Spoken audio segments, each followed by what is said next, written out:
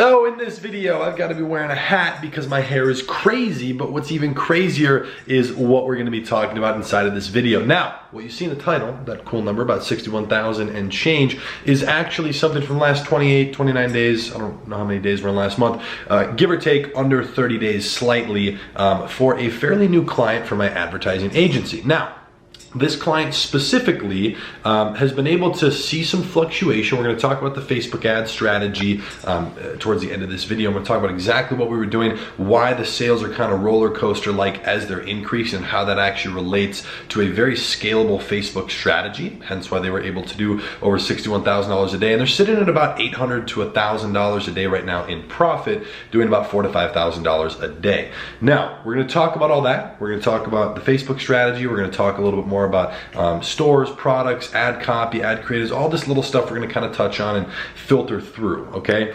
But before we do that, I wanna we're not gonna do the video in here, it's a little bit echoey, it's like all wood. I just wanna kind of set the scene and make you guys understand a little bit more about this situation. So for my advertising agency, I'll leave information for it below in the description, but it's definitely not something that's for everyone. We have a super specific focus. I would urge you to get through this video before you reference any of that information and contact method in the description. But what we do and what this client did specifically, we can assist with giving you, finding you, whatever. We find the product. If you already have one, that's great. If not, we will provide you with a winning product, potentially products if we want to run multiple. The client, so this client then built out the store. They build the Shopify store, and this is why it might not be for everyone. It's not like a full service agency. We handle the day-to-day, and let me explain that. We manage 100% of the ads for this client. They have no involvement with running anything on Facebook or directly bringing in the results. However, our clients do play a crucial role, okay? We let them choose stuff like the name of the store, the logo, a little bit more the creative side, but from a normal day-to-day operations perspective, the clients are important because they do two things that are huge: customer support and order fulfillment. We can help you reference a way to automate that. We can suggest you different virtual assistant agencies that can manage the support for you, but that's what our clients do. We run the ads. So just so you know, that's kind of my standpoint from inside of here. I'm gonna go through and explain how I run my ads, what we did for this client specifically, myself and the advertising agency, how those strategies really ultimately spiral into really good results like this. And this client is scaling very nicely. Should do about 120 to 150,000 over the next 30-day period. So super excited to see that. Super excited to see them scaling. Let's jump outside because it's beautiful outside, and we're gonna talk a little bit more about this and dive into the Facebook strategy. So if you're excited for that, make sure to smash the like button and make sure to subscribe to the channel. You're probably gonna be seeing a case study on clients probably once a week. I mean, we have a ton of them. We don't work with a whole lot of people, but most of those people are getting really, really cool results. So I'm probably gonna show that and kind of explain the different setup, the different Facebook ad strategies and what we're doing in each situation, probably once a week, so that you can get a great understanding of what it is you should be doing if you run any sort of e-commerce store or paid marketing with Facebook. So with that being said, let's jump outside and start talking about it. All right, I lied. It is hot outside. If we do that, problem solved. Now we've got those misters on. All right, so now that it is cooling down outside just a little bit, I wanted to touch on this, and first I want to show you a series of screenshots from each day on the Shopify store for like a week and a half period, so you can see what I mean exactly with a visual example of roller coaster sales. Now before I go through each day and explain what was happening, understand that when you're trying to scale something, and I primarily run Facebook ads, so I wouldn't have an exact experience with like TikTok ads or something for an example. I've dabbled, but with Facebook at least and with Google at least, when you're scaling something, it's a lot of testing, okay? So you're launching new stuff. How's that new stuff gonna perform? Some of it's probably gonna work, some of it's not gonna work. So what's gonna happen? You're gonna launch, let's say 10 new campaigns. Maybe they're CBOs, maybe they're not, it really doesn't matter. You're gonna launch a bunch of new stuff. It's gonna increase your revenue by a lot. It's gonna increase your expenses by a lot. So you might make a lot more in sales, but profit the same or even less sometimes more. And then once you let those run for a couple days, your revenue's higher. But now you're gonna turn off all the ones you launched that weren't working. So your revenue's gonna go down from where it was, still higher than where it was originally, and now your margin's gonna go back up.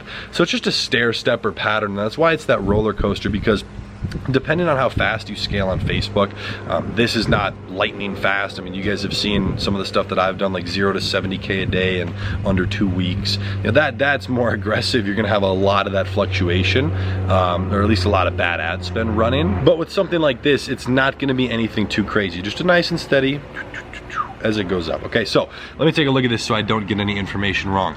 June 26th, okay, pretty recently. I'm gonna throw these up here. June 26th, 2,400. June 27th, 2,300. June 28th, 2,600.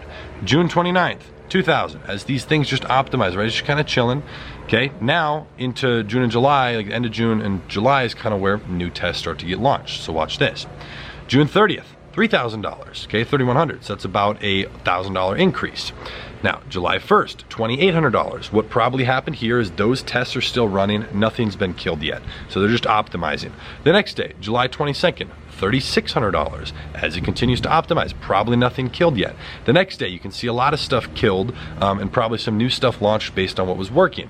A low day, July 3rd was $2,300. The next day, July 4th, $5,200, which is interesting because it was a holiday. That's good to see. July 5th, almost $4,000. July 6th, $4,000. So now you can see as this just starts to, you know, get moving. And I'll throw up a screenshot of the most recent one I have here as of when I'm filming this for that total, the $61,638. It just kind of goes like that pattern, because a lot of people look at, you know, a chart and it needs to be perfect. But when have you ever seen a stock just be like this, just consistently increase, no dips for years? It doesn't happen, you know, even with Tesla's crazy moving, it's been all over the place. So the same thing with paid marketing. You're launching a lot of tests, you're testing new audiences, you're testing different theories, different strategies, and seeing what works. So I've made a video before talking on scaling with Facebook ads. And if it's something where you guys are running ads yourself, and like you're not working with my agency or someone running your ads, I do have a Facebook ads only program that shows aggressive scaling, shows how to get started and how to scale something quickly and do it the right way. That's linked below as well. But one of the strategies inside of there is being able to test a whole series of different audiences pretty quickly. And what I mean by that is this: if you have those 10 tests, just as an example, let's say it's 10 audiences. It could be lookalike audiences, meaning you already have a lot of sales coming in. Like this client, you're doing $3,000, $4,000, $5,000, $6,000 a day. You are running lookalike audiences primarily. So what that means is you've targeted, let's say you're selling outdoor furniture. You've targeted patio furniture, outdoor furniture, home decor, this, that, and the other thing, right? You've identified which audiences work. You've gotten hundreds of sales. Now Facebook can take that data and average out who your ideal customer is.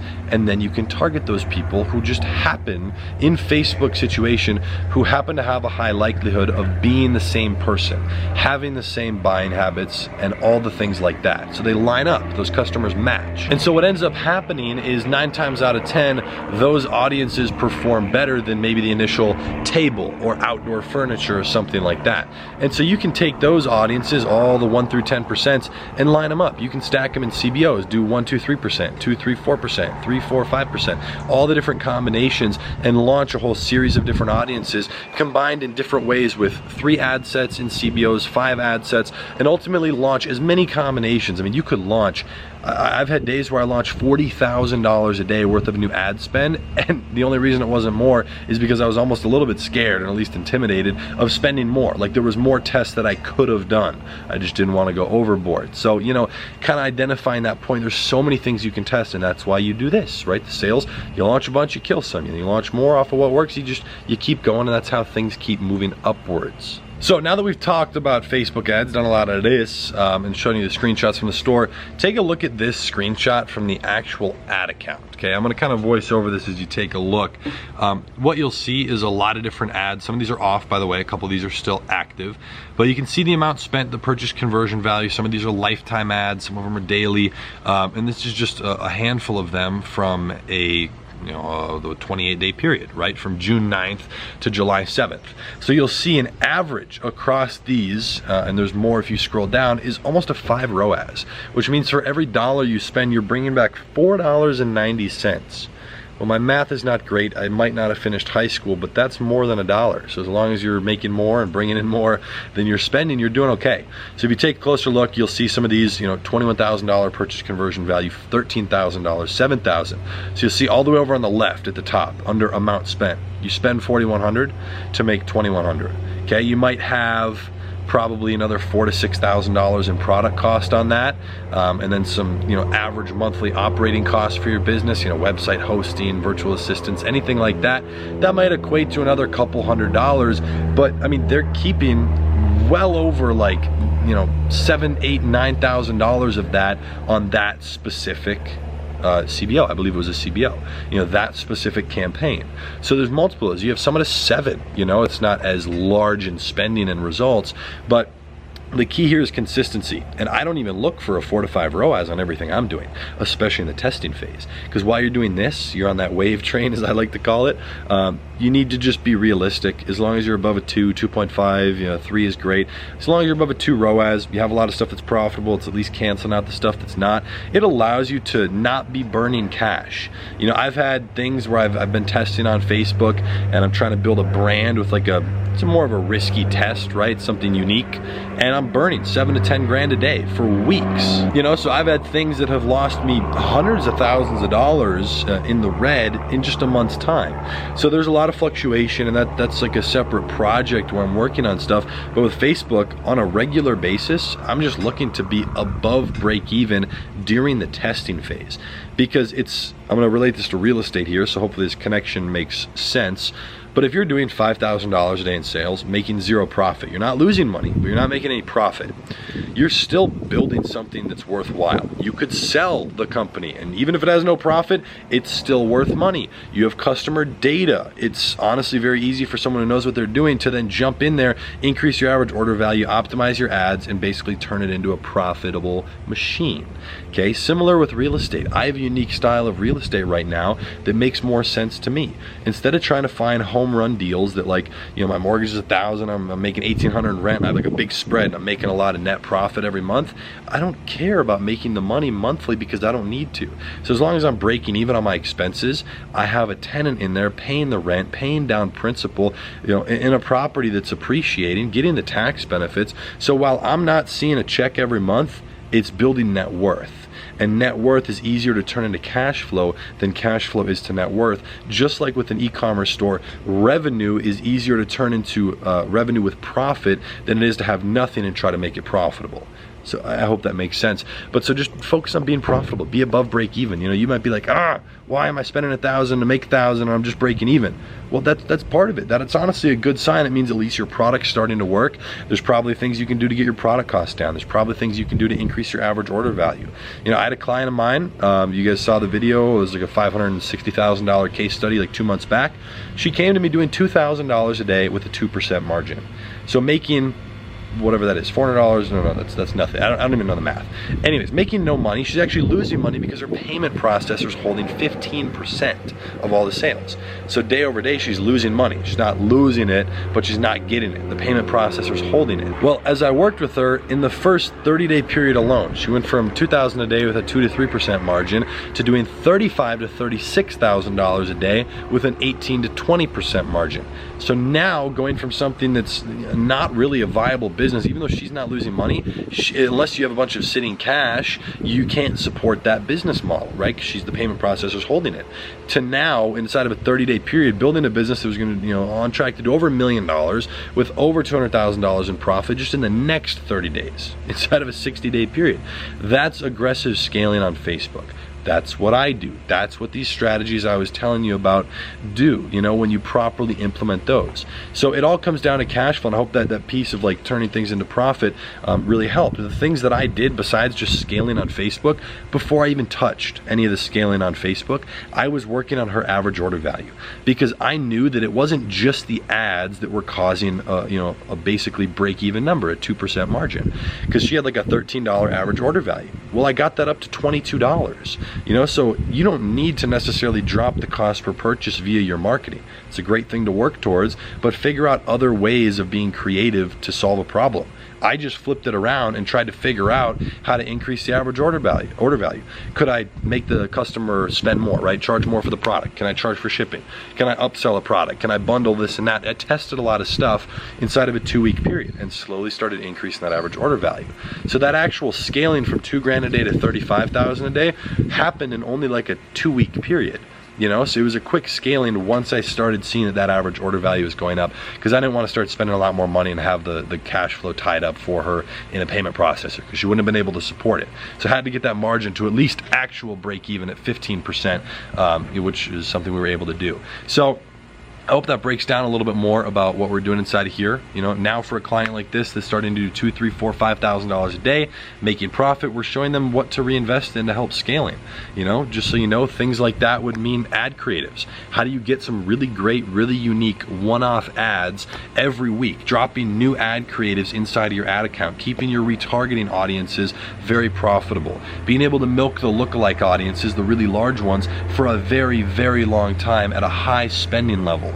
You know, how can you maximize this and really scale? And to be quite honest, it's actually fun to see this happen. You know, to run my own e-commerce stores, and it's always been a joy to see the reactions of others, you know, through the other trainings I've done over the years, and now for direct clients. And we have clients, I don't recall exactly with this one, where they started, but we have clients with zero knowledge and zero experience. You know, they just watch a YouTube tutorial on how to build a store. I even sell stores. You know, we offer that for clients where they can buy a custom built store with products for like 100 or 150 or 200 bucks, whatever it is. We're not really making money on that. That's just to kind of cover the cost from the developers and leave a couple dollars of profit for any ads we want to run in the future for it. It's like a front end offer, you know? So there are ways around it. We work with clients that have next to no experience and, you know, are just trying to build something and don't want to spend a lot of time on it. You know, if they have capital, you can easily build a business without spending a lot of time on it. So that's what we do is, you know, we automate at least those day-to-day operations, and anything they have to do, we can also assist with at least showing them where they can automate it if we can't do it ourselves. You know, like the order fulfillment, the customer support, we don't deal with that. So if running your ads is something you want us to do, or you want us to help you start a brand new e-commerce store and get the sales rocking and rolling through Facebook ads with a very minimal time involvement on your end, then make sure to reference some of the information I will leave at the top of the description here. You can get in touch with someone, ask questions, and we'll see if it's gonna be a good fit for running your ads and helping you manage and automate an e-commerce business. So with that being said, if you have any questions about this client's case study specifically, about Facebook ads, if anything I talked about was unclear, I know I tend to kind of skip over some stuff and just run right through it, but yeah, it makes sense in my head. But if you have any questions, if there's anything I left out, please feel free to ask it in the comment section down below. I'll make sure to do my best to kind of break down each response and try to clarify anything that needs clarifying. So with that being said, hope you enjoyed the video, hope you got some value from it. If you did, I would greatly appreciate it if you smash the like button, subscribe to the channel. We got a bunch more stuff coming, some vlogs as well, travel videos, car videos. Gonna slowly start being able to put some more time into here because the business is slowly starting to get more automated. So excited to be back making some content. Definitely expect at least 2 case studies a month. I might try to push it to once a week, but we'll see. I just want to keep things fresh for you guys and really show as many possible live examples of what's going on so that you can see like a whole bunch of situations so that it almost makes it foolproof for you to not be able to have something work, okay? So if you have any questions on that, again, leave it in the comment section down below, and I'll be seeing you in the next video. Peace.